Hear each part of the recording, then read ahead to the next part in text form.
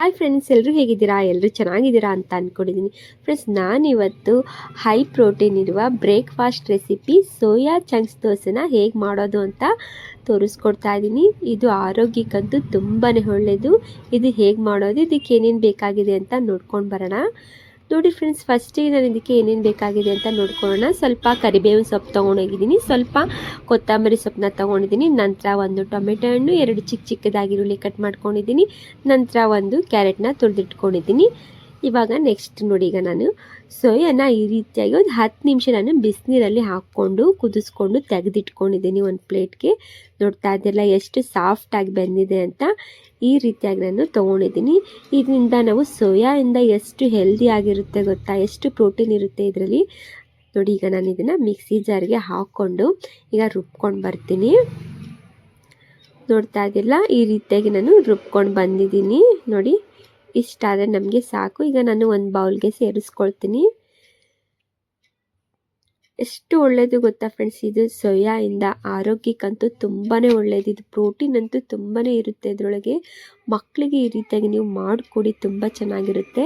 ನೋಡಿ, ನಾನು ಬೌಲ್ಗೆ ಎಲ್ಲ ಹಾಕ್ಕೊಂಡಿದ್ದೀನಿ. ಸೋಯಾನ ಮಿಕ್ಸರ್ ಮಾಡ್ಕೊಂಡೋಗಿದ್ದು 1 ಬೌಲಷ್ಟು ನಾನು ಬೇಸನ್ ಹಿಟ್ಟನ್ನು ಹಾಕ್ಕೊಳ್ತಾ ಇದ್ದೀನಿ, ಅಂದರೆ ಕಡಲೆ ಹಿಟ್ಟನ್ನು ಹಾಕ್ಕೊಳ್ತಾ ಇದ್ದೀನಿ. ನಂತರ ನಾನು ಈರುಳ್ಳಿ, ಟೊಮೆಟೊ ಹಣ್ಣು, ಹಾಗೆಯೇ ಕ್ಯಾರೆಟು, ಕೊತ್ತಂಬರಿ ಸೊಪ್ಪು, ಕರಿಬೇವಿನ ಸೊಪ್ಪು ಇವನ್ನೆಲ್ಲವನ್ನು ಈಗ ಇದರೊಳಗೆ ಸೇರಿಸ್ಕೊಂಡು ರುಚಿಗೆ ತಕ್ಕಷ್ಟು ಉಪ್ಪನ್ನು ಕೂಡ ನಾನು ಹಾಕ್ಕೊಳ್ತೀನಿ. ತುಂಬಾ ಚೆನ್ನಾಗಾಗುತ್ತೆ, ತುಂಬಾ ರುಚಿ ಕೂಡ ಹಾಗೇ ಇರುತ್ತೆ. ನೋಡಿ, ಇವಾಗ ಇದಕ್ಕೆ ನಾನು 1 ಸ್ಪೂನಷ್ಟು ರೆಡ್ ಚಿಲ್ಲಿ ಪೌಡರ್ನ ಸೇರಿಸ್ಕೊಳ್ತೀನಿ. ನಿಮಗೆ ಖಾರಕ್ಕೆ ಎಷ್ಟು ಬೇಕಷ್ಟು ನೋಡ್ಕೊಂಡು ನೀವು ಹಾಕ್ಕೊಳ್ಳಿ. ನೋಡ್ತಾ ಇದ್ದರೆ ಈಗ ಸ್ವಲ್ಪ ನಾನು ಗರಂ ಮಸಾಲನೇ ಕೂಡ ಹಾಕ್ಕೊಳ್ತಾ ಇದ್ದೀನಿ. ಒಂದು ಸ್ವಲ್ಪ ಅರಿಶಿನ ಪುಡಿ ಸೇರಿಸ್ಕೊಂಡು ಈಗ ಚೆನ್ನಾಗಿ ನಾನು ಮಿಕ್ಸ್ ಮಾಡ್ಕೊಳ್ತೀನಿ. ಪೂರ್ತಿಯಾಗಿ ನಾವು ಮಿಕ್ಸ್ ಮಾಡ್ಕೊಳ್ಬೇಕಾಗುತ್ತೆ. ಇದಕ್ಕೆ ನೋಡ್ಕೊಂಡು ನೀವು ಸ್ವಲ್ಪ ಅಷ್ಟೇ ನೀರನ್ನ ಸೇರಿಸ್ಕೊಳ್ಬೇಕು. ಇದಕ್ಕೆ ಜಾಸ್ತಿ ನೀರು ಹಾಕ್ಕೊಳ್ಳೋದು ಬೇಡ.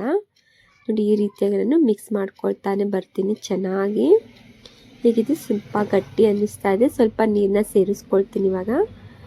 ನೋಡಿ, ಈ ರೀತಿಯಾಗಿ ಮಿಕ್ಸ್ ಮಾಡ್ಕೊಳ್ತಾ ಚೆನ್ನಾಗಿ ಕಲಿಸ್ಕೊಳ್ಳೋಣ. ಇವಾಗ ಒಂದು ಹದಕ್ಕೆ ಜಾಸ್ತಿ ತೆಳು ಮಾಡ್ಕೊಳ್ಳೋದೇನು ಬೇಡ. ನೋಡಿ, ಈ ರೀತಿಯಾಗಿ ನಾನು ಮಿಕ್ಸ್ ಮಾಡ್ಕೊಳ್ತೀನಿ ಚೆನ್ನಾಗಿ. ನೋಡಿದ್ರಲ್ಲ, ಇಷ್ಟಾದರೆ ನಮಗೆ ಸಾಕು. ಈಗ ನಾನು ಗ್ಯಾಸ್ ಮೇಲೆ ತವಾನ ಬಿಸಿ ಮಾಡೋಕೆ ಇಟ್ಕೊಂಡಿದ್ದೆ ಫ್ರೆಂಡ್ಸ್. ತವಾನು ಕಾದಿದೆ, ಎಣ್ಣೆ ಹಾಕ್ಕೊಂಡಿದ್ದೀನಿ. ನೋಡಿ, ಈಗ ನಾನು ಇದನ್ನು ಹಾಕ್ಕೊಳ್ತಾ ಬರ್ತೀನಿ. ನಿಮಗೆ ಎಷ್ಟು ಚಿಕ್ಕದು ದೊಡ್ಡದು ಬೇಕಲ್ಲ, ಅದಕ್ಕೆ ನೀವು ಸೈಜ್ ನೋಡಿಕೊಂಡು ನೀವು ಇದನ್ನು ಹಾಕ್ಕೊಳ್ಬೇಕಾಗುತ್ತೆ. ಈಗ ಹಾಗೆ ನೋಡಿ, ನಾನು ಮುಚ್ಕೊಂಡಿದ್ದೀನಿ. ಸ್ವಲ್ಪ ಬೆಂದಿದೆ. ಈಗ ಉಲ್ಟಾ ಮಾಡಿ ತಿರುಗಿಸ್ಕೊಳ್ಳೋಣ. ನೋಡಿ, ಯಾವ ರೀತಿಯಾಗಿ ಹೈ ಪ್ರೋಟೀನ್ ಇರುವ ಸೋಯಾ ಚಂಕ್ಸ್ನ ದೋಸೆ ಇವತ್ತಿನ ರೆಸಿಪಿಲಿ ಮಾಡಿ ತೋರಿಸ್ತಾ ಇದ್ದೀನಿ. ನೋಡಿ, ಎಷ್ಟು ಸುಲಭವಾಗಿ ನಾವು ಮಾಡ್ಕೊಳ್ಬೋದು. ನೋಡಿ, ವಾವ್, ಎಷ್ಟು ಚೆನ್ನಾಗಾಗಿದೆ ಅಲ್ಲ. ರುಚಿ ಅಂತೂ ಎಷ್ಟು ಚೆನ್ನಾಗಿತ್ತು ಗೊತ್ತಾ ಫ್ರೆಂಡ್ಸ್, ತುಂಬಾ ಚೆನ್ನಾಗಿತ್ತು. ಅಷ್ಟು ರುಚಿಯಾಗಿತ್ತು ದೋಸೆ ಅಂತೂ. ಈ ರೀತಿಯಾಗಿ ನೀವು ಸೋಯಾಯಿಂದ ಮಾಡ್ಕೊಳ್ಳಿ, ತುಂಬ ಚೆನ್ನಾಗಿರುತ್ತೆ, ತುಂಬ ಟೇಸ್ಟಿ ಕೂಡ ಆಗಿರುತ್ತೆ. ನೋಡ್ತಾ ಇದ್ದಿರಲ್ಲ, ನೋಡಿದ್ರೆ ಎಷ್ಟು ಚೆನ್ನಾಗಿದೆ ಅಂದರೆ ತಿಂದಿದ್ರೆ ಇನ್ನೂ ಎಷ್ಟು ಚೆನ್ನಾಗಿದೆ ಅನಿಸುತ್ತಲ್ಲ. ಈ ರೆಸಿಪಿ ನಿಮಗೆ ಇಷ್ಟ ಆಗಿದರೆ ಲೈಕ್ ಮಾಡಿ, ಕಮೆಂಟ್ ಮಾಡಿ, ಶೇರ್ ಮಾಡಿ. ಹಾಗೆ ಹೊಸಬರು ಹಾಗೆ ನೋಡ್ತಿರೋರು ಪ್ಲೀಸ್ ನನ್ನ ಚಾನಲ್ಗೆ ಸಬ್ಸ್ಕ್ರೈಬ್ ಮಾಡಿಕೊಂಡು ನೋಡಿ. ವಿಡಿಯೋ ಇಷ್ಟ ಆದರೆ ಲೈಕ್ ಮಾಡಿ, ಹಾಗೆಯೇ ಪಕ್ಕದಲ್ಲಿರೋ ಬೆಲ್ ಬಟನ್ನ ಕ್ಲಿಕ್ ಮಾಡಿ. Thank you for the watching. Okay, bye bye.